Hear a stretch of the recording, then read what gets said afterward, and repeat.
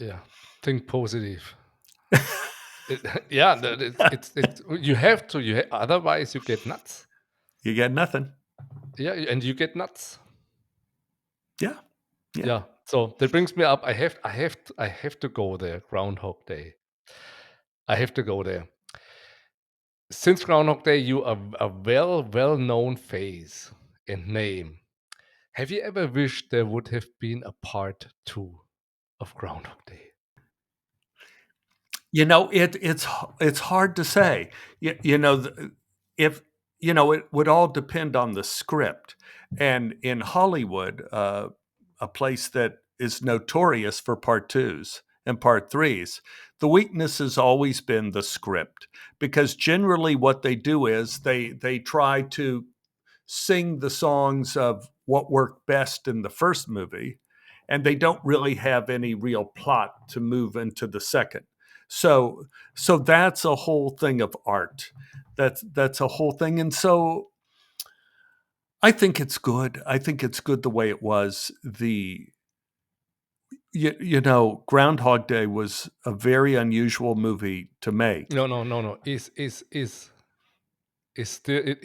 still an unusual movie. It is Yes. still. Yes. I don't know how many times I have a Blu-ray here, and I don't know how many times I watched it. No, it was a great script. Danny Rubin wrote it with Harold Ramis, but Danny, it's Danny's baby. And when we started, I don't know if your audience a lot of film people who watch film and things like that. Yeah. So here's an interesting kind of behind the scenes fact. When directors shoot a film, and this was advice given to me by director Alan Parker when I was doing Mississippi Burning right before Groundhog Day.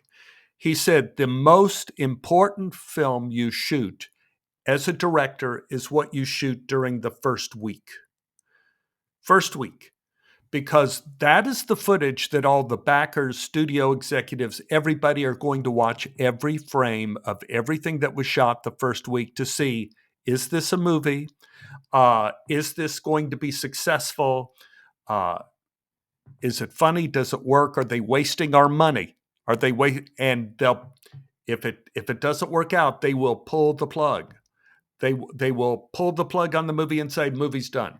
We're not going to do that movie. Forget it. So you have to be very careful what you do the first week.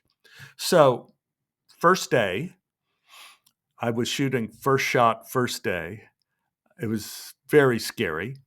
And Bill and I did the first Ned Ryerson speech going up and down the sidewalk. We must have done it 20 times. I don't know what different ways. And Harold Ramis said, just make some things up if you want. Just do different things. So we did that. Beep, beep, beep, beep, beep.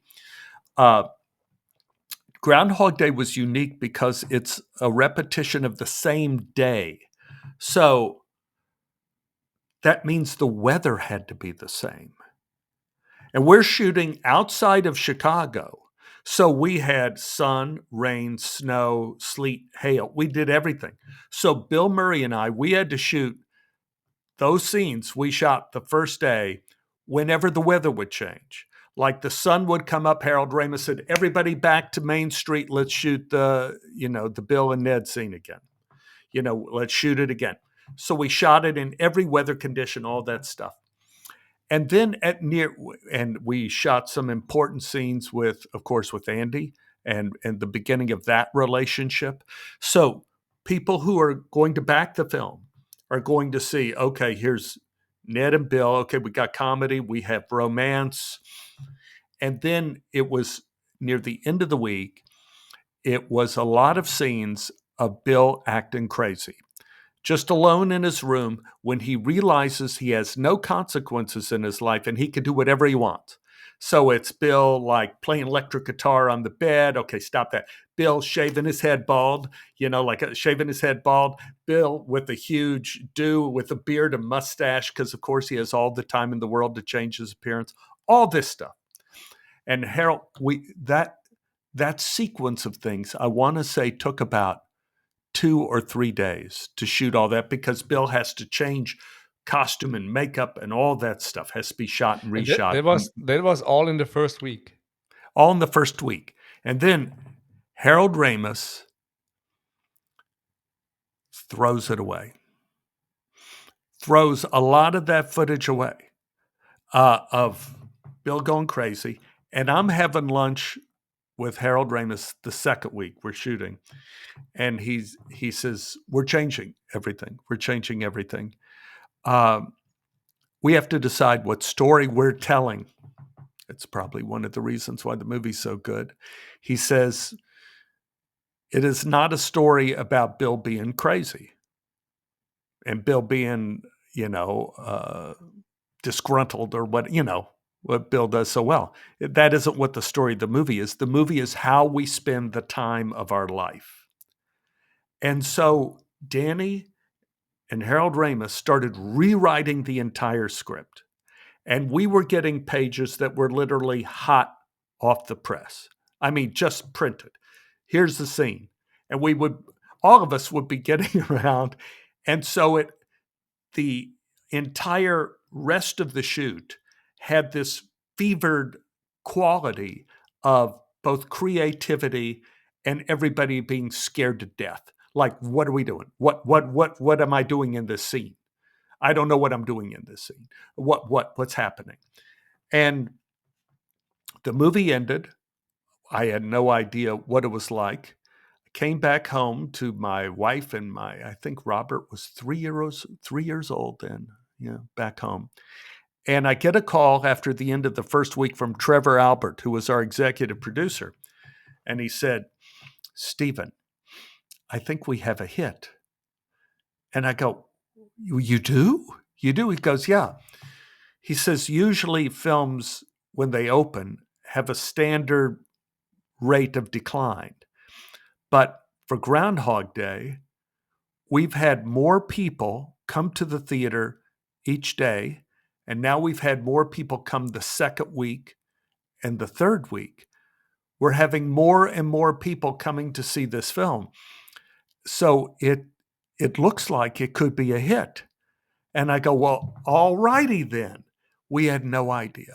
And we had no idea it would turn into the new Wizard of Oz that would be shown every year on Groundhog Day because it just is the movie that makes you think about, the important things in life, the things that get you off of that bus safely in East Germany. Be kind. Be kind to other people. Oh, God. Just 5 seconds here. Sip for 5 seconds, and you would have stayed in the bus. Don't 5 seconds. If you would just had here, 5 seconds. Oh, yeah. But Groundhog Day is one of the best movies of all time. Still. And it was.